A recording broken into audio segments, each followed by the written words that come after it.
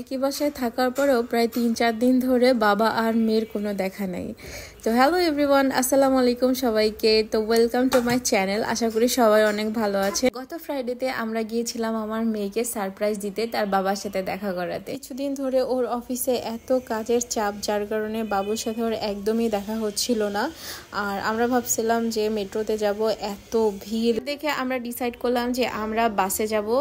আর ফ্রাইডের দিন ছিল, রাস্তা অনেক ফাঁকা, তো আমরা অনেক বুদ্ধিমানের কাজ করছি। আমরা তাড়াতাড়ি করে পৌঁছায় গেছি মেট্রোতে। যতক্ষণ আমরা লাইনে দাঁড়িয়ে থাকতাম ততক্ষণে আমরা বাসে করে চলে আসছি ওখানটাতে। তারপরে আমরা তার বাবাকে ফোন দিয়েছি অফিসের সামনে যেয়ে। সেও অবাক যে আমরা তার সাথে দেখা করতে আসছি, ও জানতো না।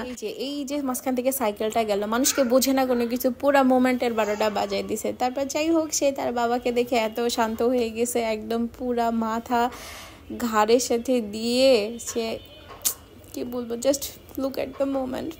তারপরে আমরা তার সাথে কিছুক্ষণ সময় কাটিয়ে আমরা চলে গেলাম বসুন্ধরায়। আর আমার মেয়ে তো সেই ডগি ফানের অ্যাডটা দেখে এত খুশি, ও জাস্ট বারবার আমাকে পয়েন্ট করতেছিল ওই দিন। আমি তো ভাবছিলাম ও হয়তো আমার কোল থেকেই নামবে না এত মানুষজন দেখে, কিন্তু ও টোটালি আমাকে ভুল প্রমাণ করে দিছে।